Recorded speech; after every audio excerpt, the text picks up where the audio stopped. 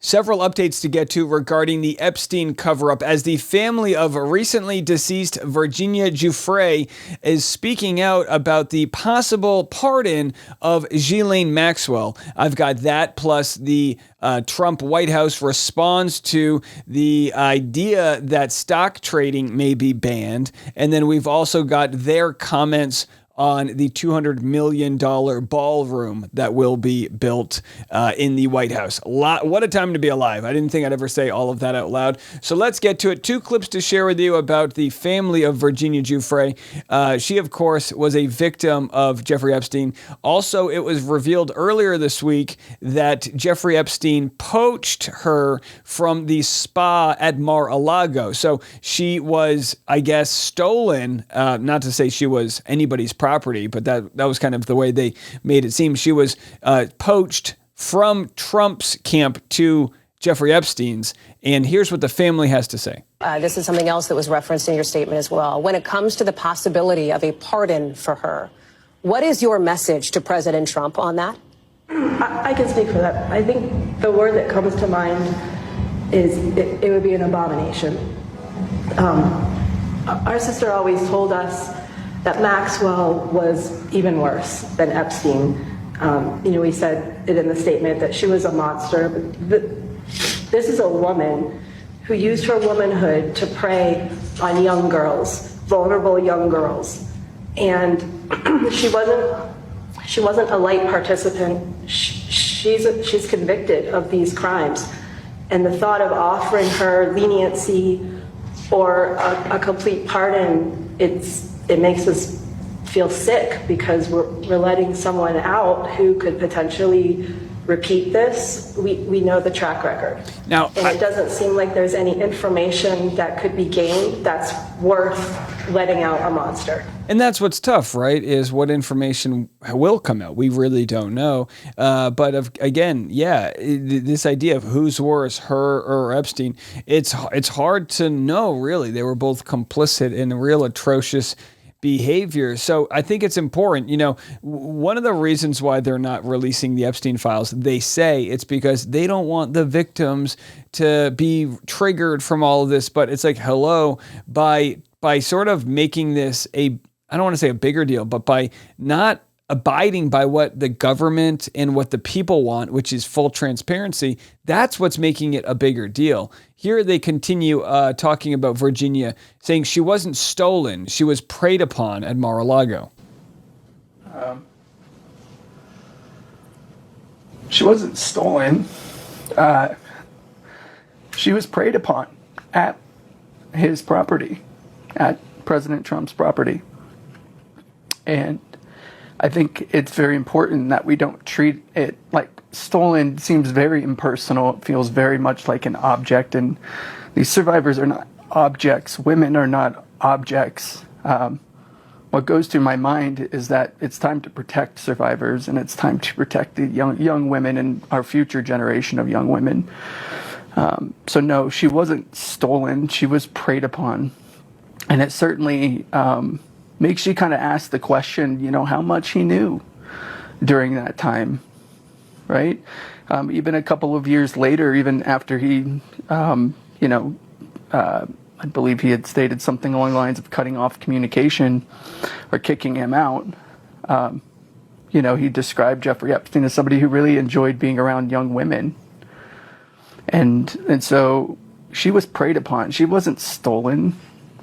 That's a predator that came and took her. Yeah. I mean, and it's just such a heartbreaking story as Virginia allegedly took her own life, although whether it was her mental health issues from being a victim of Epstein's or something more nefarious, I mean, who the hell knows at this point? But it's just such a sad story, right? And on one end, you would go, well, why would Trump know about the inner workings of what's going on at Mar-a-Lago? He's running all these businesses. But then you remember what he said on tape, literally, I think it was on Howard Stern, right? He wasn't afraid to say he owned the Miss Universe pageant and he could go backstage and, he could inspect people. And then he was also like in cahoots with an agency that was bringing young girls and women over for private parties. So again, it's like people deserve to know how deep and how far this goes. Here we have Donald Trump responding to the conversation around Virginia and if there's any more information he knows. Now, of course, he's wildly defensive over any questions, which begs the question from the audience, like, bro, what are you hiding? The family of Virginia Giuffre released a statement overnight in response to some of the comments that you made this week. You said that Jeffrey Epstein stole people from Mar-a-Lago. At the time, did you know why he was taking those young women, including Virginia? No, I didn't know. I mean, I would figure it was ABC fake news that would ask that question, one of the worst. But no, I don't. Such a fair question. The biggest scandal that the world's talking about. Such a fair question. I don't know really why. But I said, if he's taking anybody from Mar-a-Lago, he's hiring or whatever he's doing. I didn't like it. And we threw him out. We said, we don't want him, at the place.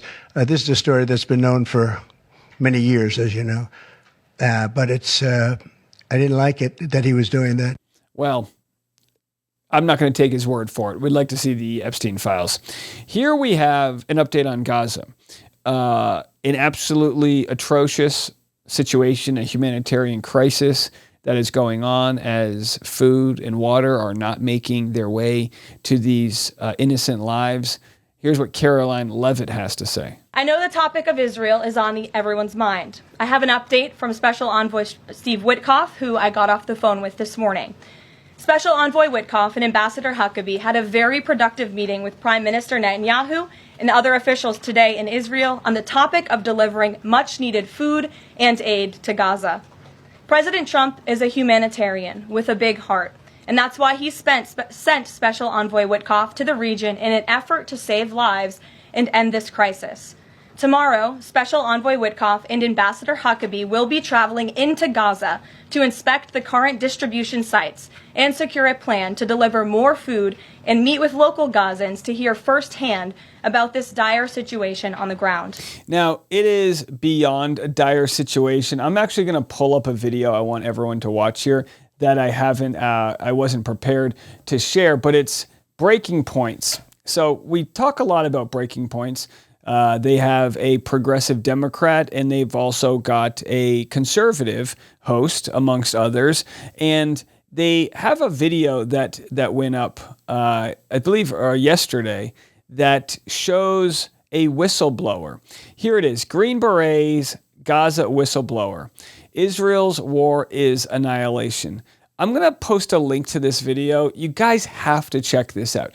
This is a man who served 12 tours of duty abroad. He's a highly decorated Green Beret, and he says what he saw happening were war crimes after war crimes. He tells an absolutely heartbreaking story about meeting a boy that wasn't able to get any food for his family, and that boy ended up getting killed moments later. It's brutal to hear this, but these are from Americans that went there and saw what the hell is going on. So spare me with we're going to talk to Netanyahu and see what's happening. That's hogwash. He's literally wanted for war crimes. It's atrocious that our country, our hard-earned tax dollars, are going to the starvation of innocent lives. I'm not going to be a part of that, and I know most people don't want to be a part of that. In fact, we have a big update here from CBS News. A 22-member Arab League, including Qatar, Saudi Arabia, and Egypt, joined the entire European Union, and they're backing basically trying to get Hamas out of the Palestinian region. Now, Hamas is a terrorist organization responsible for the heinous, illegal, and heartbreaking attack, the terrorist attack of October 7th. They still have hostages, Israeli hostages, that need to be freed. Here's the update. For the first time, Arab and Muslim states, including Qatar, Saudi Arabia, and Egypt, have issued a joint call demanding that Hamas disarm and relinquish power in the Gaza Strip. The declaration, which was signed at a UN conference by the 22-member Arab League, as well as the entire European Union and another 17 countries, also condemned the October 7th attack by Hamas on Israel and proposed the deployment of, quote, a temporary international stabilization mission. France, which co-chaired the conference with Saudi Arabia, called the declaration unprecedented. The meeting in New York aimed to address, quote, the peaceful settlement of the question of Palestine and the implementation of the two-state solution. Israel and the U.S. were both absent and boycotted the event. As international pressure builds on Israel over the ongoing starvation crisis and war in Gaza, Canada on Wednesday said it's joining the UK and France in their plan to recognize a Palestinian state in September. Now, what's interesting here is Trump said this might affect the trade deals that the U.S. is doing with Canada, as in to say we're going to punish Canada for wanting Palestine to be an independent state. I mean, folks, and I know we already know this, we are on the wrong side of history. So wouldn't it have been nice if the U.S. was working with all these other nations to get humanitarian aid in there? Instead, they say, no, we got it. So there's 4 distribution sites open. They say there should be something like 600. And they're putting the distribution sites further and further away into the south of Gaza in a way to draw the people away, because their plan is ethnic cleansing, a plan that is not one that they're hiding. They're literally saying that's what they're trying to do, is drive the Palestinians out. I mean, heck, Trump already said he wants to, turn it into a resort town. We have to move on from that story, but that's where we stand. And look, I get DMs from people that try to say, well, that kid that was starving had a genetic disorder, or this person has that. And it's like, folks, don't you understand it's horrible? Absolutely, it's horrible that the hostages are still there. And do I think it's going to end right away if Hamas goes away? No, I think there's a ton of martyrs that have come out of this, and there's so much hatred and weapons pointed in each direction. But there are innocent lives, kids, women, and children, men that are just fighting for their life to get a sack of flour to live another day. It's a crisis. It's one in which we are not on the right side of history for, and this idea that, well, we're going to go into Gaza and inspect it ourselves. Bullshit. Let independent journalists into Gaza so they can do the reporting. I mean, even the people that are giving out humanitarian aid are on the food lines, and they're starving right now. It is hell on earth. Here's the White House's response to the stock trading bill, a bill that would basically make it so that Congress couldn't do insider trading. It's a bill that is literally supported by everybody. Does the White House support it? Talked with the president about his position on the stock trading ban bill before Congress. He obviously had pretty loaded comments about Senator Hawley. There's some reporting that they've since spoken.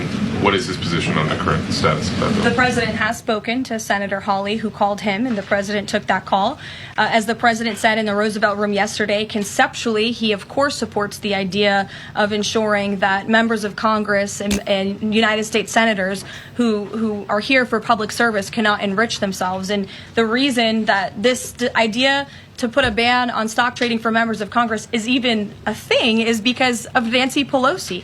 I mean, she is rightfully criticized because she makes, I think, $174,000 a year, yet she has a net worth of approximately $413 million. In 2024, Nancy Pelosi's stock portfolio, this was a fascinating statistic to me, grew 70% in 1 year in 2024. And by the way, this year, Donald Trump's entire net worth grew 40% just because of the meme coin grift that he did while in office. He launched a meme coin like a day before he got inaugurated. His wife Melania launched a meme coin. They made billions. People could privately invest in it and get a seat at the table. Maybe if you invested enough money into the meme coin, you get to go do the two-step in the new dance hall that they're going to build there at the rec room, the White House rec room. So look, save me with this. By the way, I don't care if it's Republican or Democrat. Get it out. But for them to rewrite the story, literally, they had to carve out an exception for future presidents, right? Because they didn't want to make it like they have to go investigate the king. So again, now they want to say they're on the right side of the story. They didn't want this to be a win for the Democrats and Hawley, who've been pushing this bill for a long time. Here is more talk about the dance hall that they're building, the ballroom, the discotheque. They're going to have a White House discotheque. After the discotheque, once you go down the hall, they're going to serve late night poutine, disco fries, so you can get some French fries with gravy. What's that? Those are Canadian? Okay, no, you can't do that. We need some, they'll have some hot dogs that they're going to serve. They'll have a little McDonald's set up in the Oval Office that you can get after hanging out at the White House discotheque. And we'll probably have some donors or whatever, but it's about 200 million. So we've been planning it for a long time. They've wanted a ballroom at the White House for more than 150 years, but there's never been a president that was good at ballrooms. You know what they want for a long time? Health care. That's what they've wanted for a long time. They've wanted the middle class to make a comeback. This is the greatest wealth disparity since the Gilded Age, when there was a couple billionaires and a bunch of poor people digging for gold on the West Coast. So save me with this. People have been clamoring for a ballroom. Get out of here. Really good. In fact, I looked at one that we just built in Turnberry in Scotland, and it's incredible. We're good at building. I'm good at building things, and we'll get it built quickly and on time. It'll be beautiful, top of the line.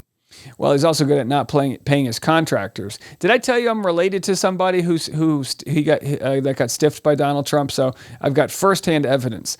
I should get him on the show. So, I mean, it's just a ridiculous. And I had someone leave a comment like, well, Dave, you're spreading fake information, because I posted an Instagram reel. Shout out to our social media maven, Danielle. The social media maven, is that a term? Danielle the Destroyer, clipping up that content. But we posted a video slamming the ballroom, and someone said, well, it's going to be raised by private donations. Listen here, you flipping idiot. Don't you realize that these tax cuts for the ultra wealthy, which save people millions, doesn't really mean that the private money that they've saved going back into the White House is really a win? Don't you understand that cutting health care for 17 million people, our premiums going up, the lower class paying a higher percentage of tax than the upper class? Don't you understand that when you say, oh yeah, but it's going to be done by private donations, that's not the own that you think it is? Don't you understand that these private donations are a way to bribe the president? Hey, I'd like to donate $50 to the old rec room. Let's install a bowling alley. By the way, you're not going to socialize healthcare, right? Okay, good. Oh, come on. Good grief with all of this. So yeah, the Trump administration announcing they're building a massive $200 million gold-plated ballroom at the White House after signing a law which cut 17 million Americans' healthcare. Yeah, I got a problem with that. We all should have a problem with that. All right, that's your episode. We'll be back this afternoon. If you want to join the private live stream, go to patreon.com/Dave Neal. Put some bread in the tip jar. We appreciate you. We'll see you then. I'm Dave. This is The Rush.